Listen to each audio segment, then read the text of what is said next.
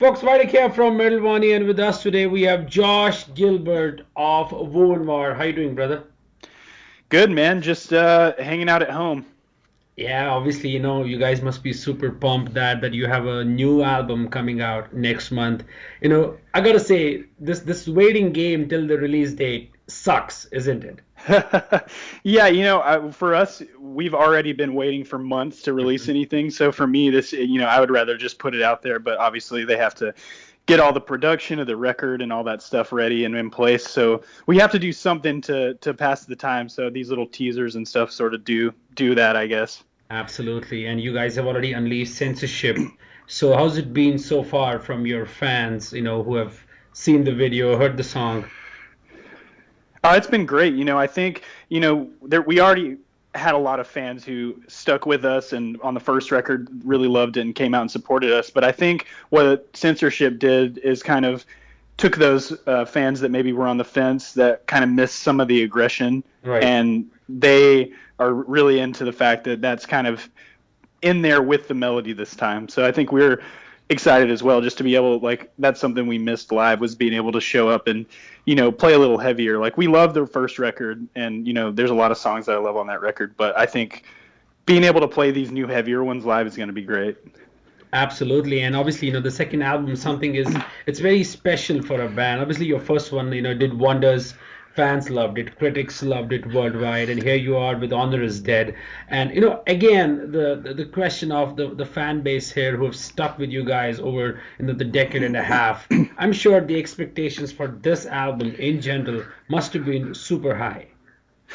Yeah, I think that after touring on the first record, we saw what worked on the record, and we sort of, or not what worked, but we figured out what we liked, and then we noticed what we wanted out of the second record, which was, we come from metal bands. Shane comes from a metal band. Right. We wanted, I think, to introduce more of the metal element, whereas on the first record, it was almost like we were kind of trying to separate ourselves from what was going on at the time. Hmm. And as a result, that record came out sounding really optimistic. It was a new beginning for us and all that. But Right. I think on this record, that sort of that sort of new optimism and stuff, we were more comfortable with being more real and kind of putting more personal lyrical content on the record, and that content, as well as just desire to sort of incorporate more of the heaviness, just came out with a little darker of a record. Right, completely agree with that. And honestly, I gotta appreciate you guys for the chances you have taken to sort of experiment with your sound instead of sticking to the same genre. Defining blueprint what you guys did decade and a half ago. So Wovenwar is easily an outlet for you, Nick, Jordan, and the other guys to possibly cross the musical boundaries to probably write something which comes out of your mind at this point of career. Yeah, and I think that's exactly what the first record was. It was like, okay, we haven't ever been able to just write hard rock Hmm. inspired songs before, because when you have a singer who only screams, which I mean is awesome, but when you have a singer that only screams, you're kind of limited to a very certain amount of type of riff and type Right. of song structure. So with the first record, we definitely wanted to let's just write the best songs we can, and like let's let the melodies speak for themselves. And Hmm. with Shane, he has such a powerful voice that was really easy to do, and it was really natural to do. And for us, we'll still always love that record. I think what it was is, going on tour for 2 years, we kind of realized what maybe what we thought was lacking and what we thought we'd like to introduce, and sort of meet in the middle between our projects that we've done before and this project. So I think now we're all a lot happier with that blend, and it's going to be really fun to play the new songs live. I'm excited for that. Indeed, man. I was listening to the album and the couple of tracks, which I want to talk about right now is Compass and Silhouette. Now, these two tracks in general is something where you guys are kind of flirting with the alternative rock, the avant-garde, or let's say the prog side of it, and also with a tinge of electronica as well. So when we talk about exploring or possibly spreading your wings on this album, it gets even more challenging to kind of make sure it doesn't go over the board. So you have to write songs which remain memorable and yet to retain the sound which you had on the debut. So there must have been sort of challenges to write songs to not only explore but also keep in mind that fans love the first record for a specific sound. Right. I mean, like you said, we always want to have the most, I guess, diverse record. Like on the first record, we had a song called Father Son. On this record, we have Compass and Silhouette. And for us, we like to break up the record with different vibes. So the record comes out swinging, and the first 4 songs or so are really heavy, really, really energetic. And we figured, if we have these 2 songs, we can kind of let the record have a breath. And some of my favorite records have moments like that. And for both of those songs, those are Compass is mainly Shane. Like that song, he kind of had a lot of stuff written on his computer, like in that electronic vein, and we were just going through and listening to it, and I heard that one, and I was like, we have to use that. That's really cool. So, for us, we just use it as an opportunity to break up the record, and so it doesn't sound like one long riff. It sounds like there's ups and downs to it, I guess. Kind of like that's at least what we like out of records. So hopefully people can vibe with that sort of I'm trying to think what I would call it, but definitely we wanted it to still stay dark, but maybe not be quite as heavy. Right. I get your point, and obviously, like you said about the electronic elements, there's a little more on this album, which are very well goes with the heavy, the aggressive, brutal sound of the guitars, which obviously Nick and the the guys have written. So this thought of introducing the electronic elements into the sound of Wovenwar, was it something which was preconceived, or maybe Shane, like you said, had this written? So you guys tend to explore and introduce a little more on the songs.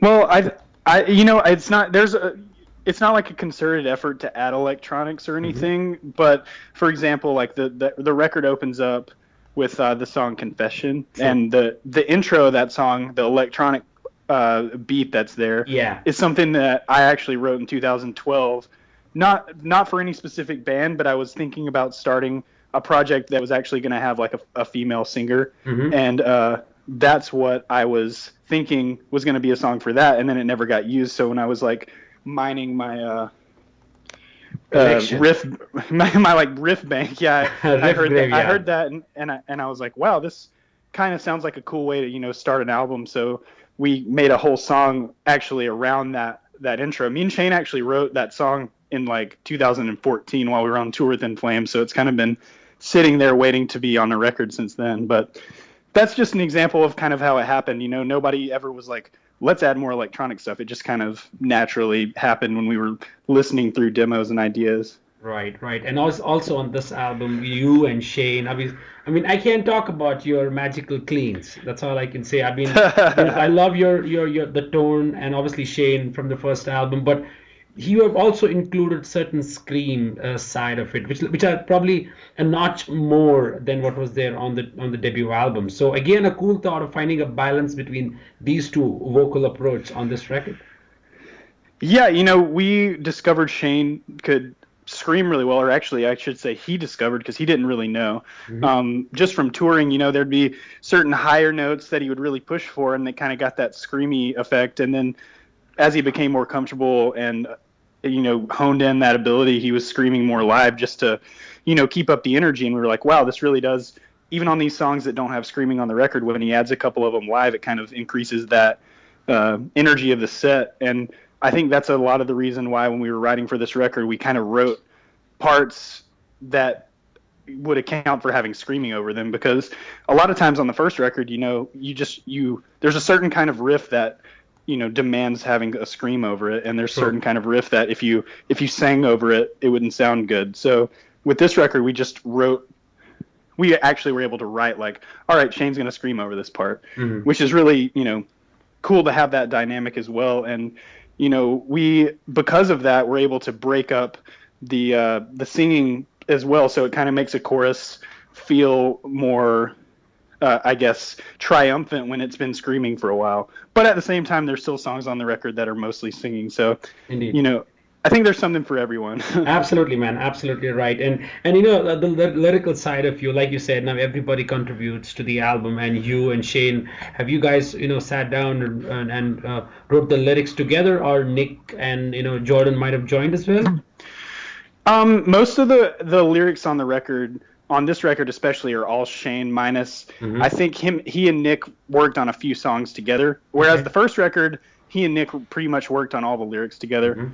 But on this record, it was Shane, and then maybe on a couple songs, Nick wrote some, and on a couple songs, or actually on one song, I wrote a few lyrics. But other than that, like it was mainly Shane on this record. The cool thing about this record is that like 4 out of 5 of us wrote guitar, or actually play guitar and record. So there's four different people wrote songs on the record, which is a new thing for us, because back in the day it was kind of like 2 or 3 of us, and on this record Shane was able to contribute guitar, and everybody was. So it's cool that everybody can look back and say, I wrote part of the record. All right. That's good to hear, man. Obviously, I want the Wovenwar, this machine, to continue. I love the debut album. I love this, and I hope you guys get to travel, tour even more and write more records. But then again, you have the certain fan base who would want the golden As I Lay Dying days back. But you guys are at your prime right now. There's just no looking back, isn't it? Thanks so much, man. I mean, that's how we feel, and we still look back fondly on the music we made, and the friends we made, and all the places we were able to go with our last band. And I think once, and it's coming every time we release something, it gets better. People are convinced of our new band because they see us live, or they listen to the record and give us a chance. And I think it's really just that expectation of it sounding exactly like our old band that causes some people to write us off before they've even heard it. So I think this record definitely will silence some of those people and maybe get them to come around to what we're doing now. And if they don't, then that's fine too, because we already have really awesome fans all over the world that support us. But even if they don't, I think that there's definitely more of a chance for them to be convinced on this record. All right, Josh. Like you said, I look forward to see you guys live. You guys are touring with Soilwork next month in North America. So any plans for Europe? Anything planned so far? Maybe early next year or something? We have vague plans. Like, we don't have anything on paper yet because some of those festivals and stuff are still booking. But we definitely want to be over there, hopefully for the festival season. If not, definitely spring, summer next year. That's our goal, to get back over to Europe. Awesome, man. That would be good to hear. And how about you describe the sound of Honor is Dead in just one sentence? Oh, let's see. I'm trying to think. That's really tough. That's an original question. I kind of usually have some kind of something in mind for this stuff. But I don't know. Honor is Dead is more aggressive, but still retains the melody that we like to include in songs. Sorry, that's the worst. I don't know. But I do agree with you. Like you said, you guys don't want to lose the melody concept of your songs. That's probably the heart and soul of Wovenwar. Obviously, you can go as aggressive as possible, but then the melody is still there. Right. We wanted to push the aggression up a little bit, but also retain what we thought made the band special in the first place. And that's what we always valued, the melody and the songwriting over anything. Like, if it turns out to be heavy, then that's great. But for the main thing is we're just trying to write great songs. True, man. True. Good to hear, Josh. Thanks a lot for sparing some time. I look forward to see you guys live in UK someday, and also good luck with the release and the upcoming tour. Thanks so much, man. Thanks. Take care of yourself. Bye bye. You too. Bye.